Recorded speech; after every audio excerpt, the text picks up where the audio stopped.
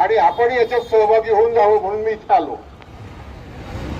बघा योगायोग कसा आहे, नेपाळ लागलेला आहे. मी फार जबाबदारीने बोलतोय. आजच धामणगाव आठवडा इथले एक शेतकरी काशीनाथजी त्यांचा सकाळी सकाळी मला फोन आला. ते म्हणाले विजू भाऊ, स्वामीनाथनजी आपल्या वायफळ गावात आले होते. तेव्हा त्यांच्यासमोर बोलताना मी असं म्हटलं होतं की शेतकऱ्यांची, गावकऱ्यांची, शेतमजुरांची अशीच उपेक्षा सुरू राहिली तर या देशात गावातले सगळे युवक नक्षलवादी होतील. आणि आता तशी परिस्थिती निर्माण झालेली आहे. जे नेपाळमध्ये होत आहे ते इथे सुद्धा होण्याची शक्यता नाकारता येत नाही.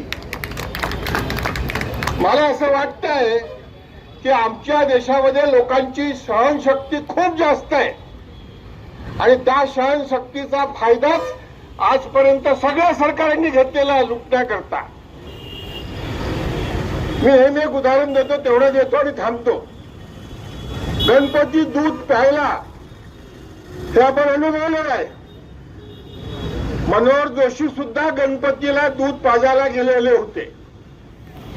माझं असं मत आहे की तो मास मीडियाचा एक प्रकारे टेस्ट करणं होतं की मास मीडिया कशा पद्धतीने मॅनिया पसरून लोकांना वेडं करू शकतो. ते सिद्ध झालं.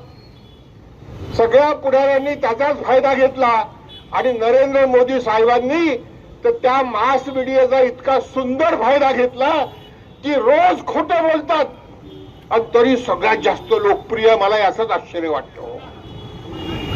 भावांनो, गावागावात, माणसात जागृती निर्माण करून या खोट्या राज्यसत्तेच्या विरुद्ध उभं राहावं लागणार आहे, आज नाही उद्या.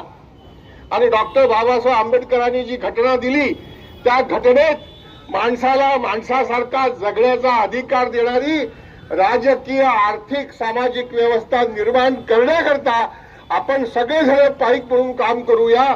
आपल्या सगळ्यांच्या मोदीजींनी मागच्या विधानसभेच्या निवडणुकीत 6,000 रुपये क्विंटल खरेदी करून सांगितलं की नाही? MSPवर 20% बोनस देऊन खरेदी करून सांगितलं की नाही? काय करतात देवाभाऊ पानभर जाहिरात देतात. कोणाच्या नावाने जाहिरात कोणालाच माहिती नाही. पैसा कुठं आला माहीतच नाही.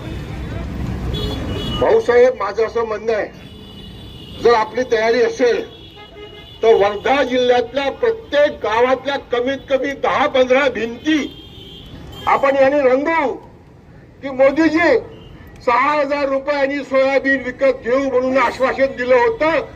काय झालं या वचनाचं?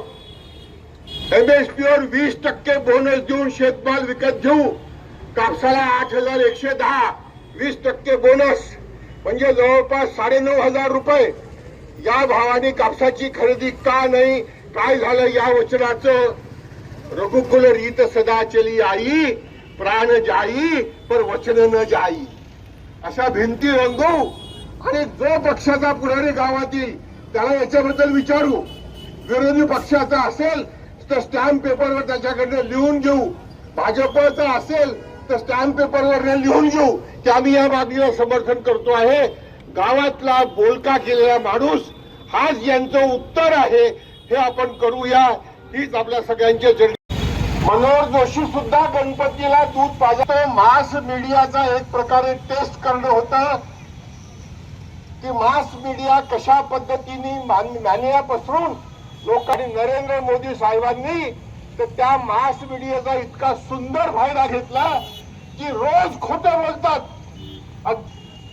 भावांनो, गावागावात बाबासाहेब आंबेडकरांनी जी घटना दिली, सामाजिक व्यवस्था निर्माण करण्याकरता. ABP माझा, उघडा डोळे बघा नीट.